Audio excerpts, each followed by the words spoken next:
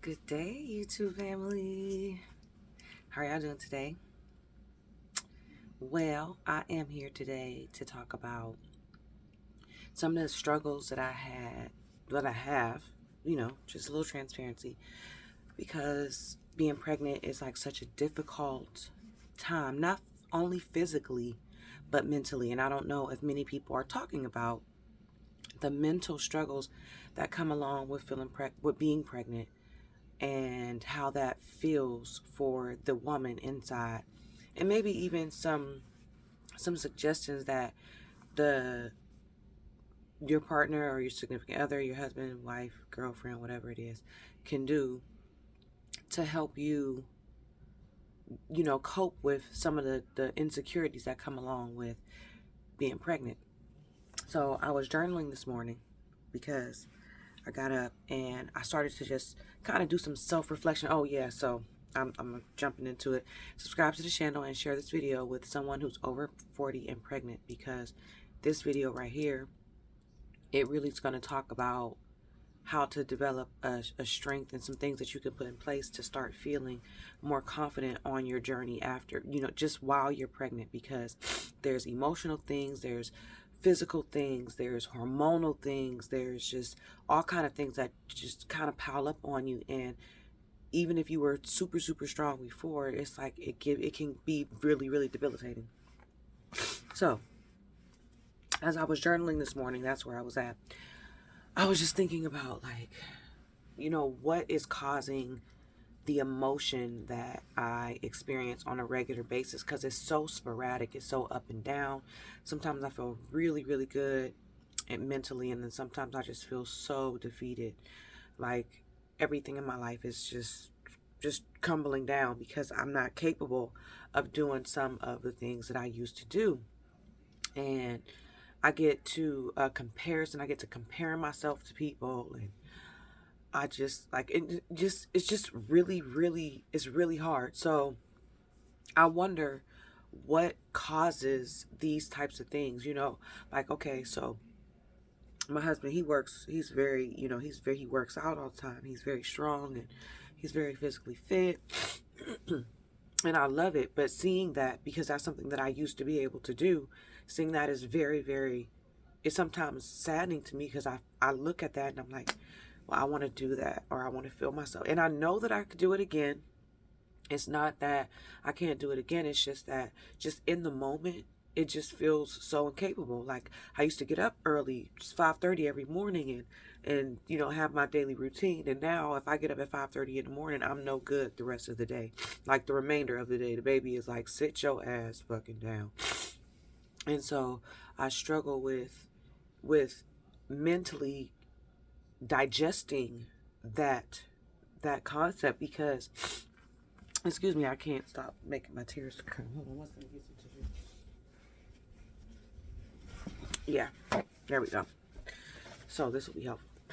So I struggle with mentally, compartmentalizing it, and it's not his fault. It doesn't make a fault or anything like that. But it does give me an opportunity to be self-reflective on the things, how I watch him, and how I need to be more confident in my own journey, because my journey is my own, and it's not his fault that he doesn't carry the baby, but I know that I do, and I know what comes along with carrying a baby. And I had such high hopes when I was like, oh yeah, I'm gonna do this, I'm gonna still work out. And in the beginning, when I first got pregnant, I was like, oh yeah, I just feel like I don't know, I just didn't recognize 40 and above was different for me, and I'm not 20 years old anymore, and a lot of the things that I wanted to do, I was incapable of doing. And I couldn't figure out, like, where to put this stuff at. But even when I first started, I was like, oh yeah, okay, I got this. I'm just gonna, do my workouts a little later. And then all of a sudden I had this subchronic hemorrhage where I was bleeding. I thought I was going to have another miscarriage, and it was like, that was a big mental thing for me. That's when, like, everything changed, because I got to the people telling me, you got to take it easy. And I'm thinking, you really do got to take it easy. I mean, it was the scariest thing to experience that, you know. And even though I wanted to keep pushing myself, I couldn't push myself because I don't want to lose my baby. You know what I mean? And look what you did. That was like almost like a self blame. Like, look what you did. You want to work out. You want to get up early. You want to do all of this stuff.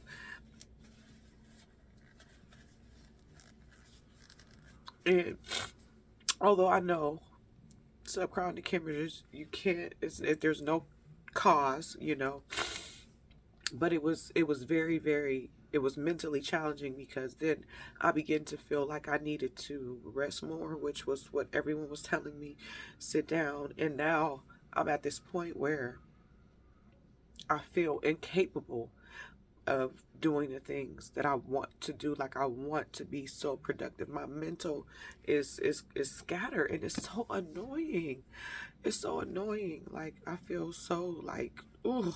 But anyway, so I wrote a list of 10 things that I think that would be helpful, and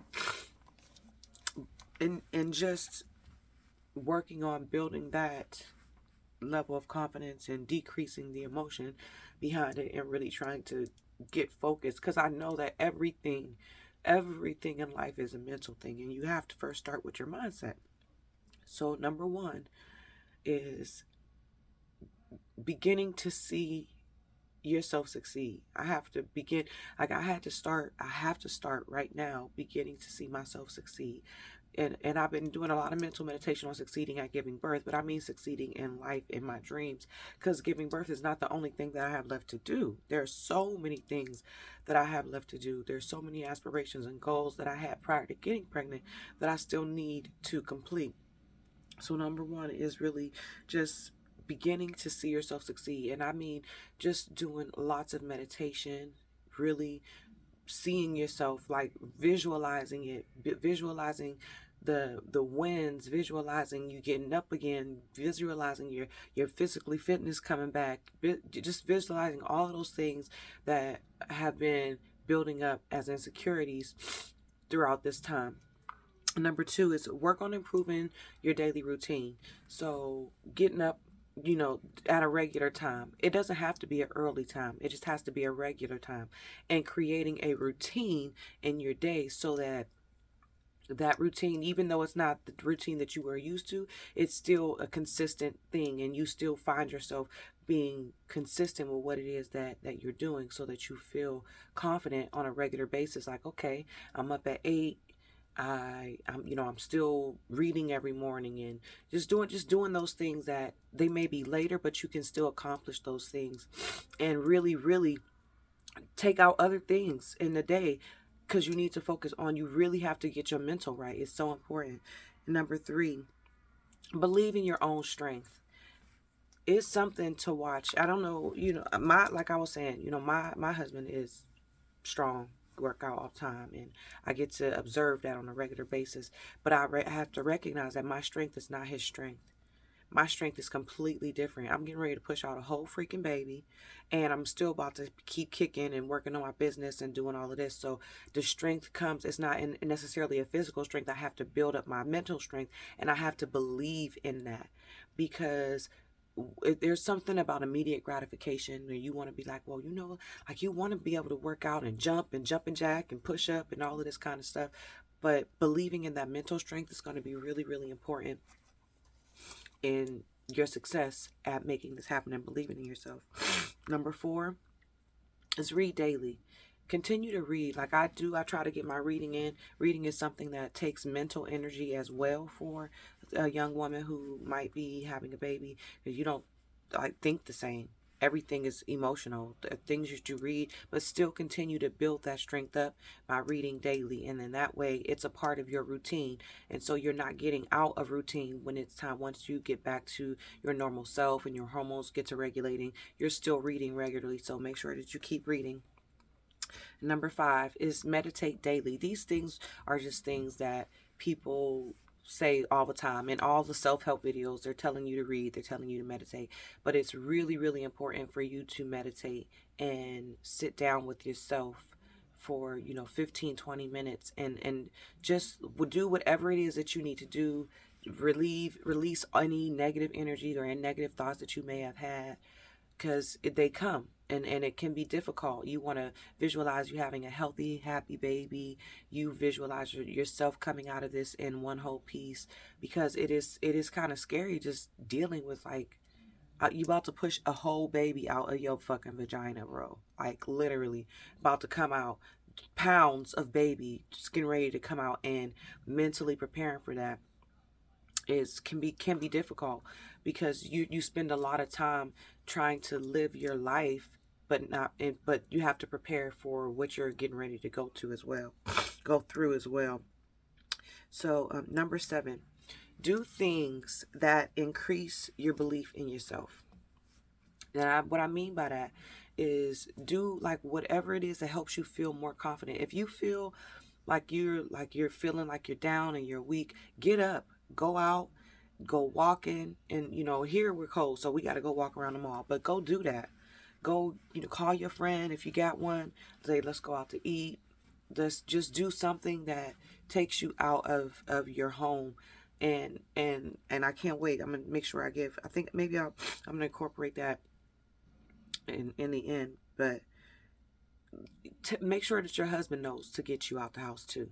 That's I was trying to get to some of the things that your significant other, your partner, can do to help you. But make sure it's a part of his responsibility. Like, let him know, like, I need to get out the house. Make it very adamant, because then you find yourself feeling alone, because this is the partner that you're with. So they need to find a way to, even when you don't feel like getting out the house, you need that extra person to be like, come on, you getting up out this house, go ahead, get your eyelashes on, get yourself together, because it is very difficult to keep up those things as you're going through what you're going through, as your body is changing and as your hormones are just going crazy, and it's getting closer. You're so distracted because the baby's moving, and you always like looking down. There's times when I can't even watch a movie in full because he's down there kicking, and that's all I see. So, look at him moving.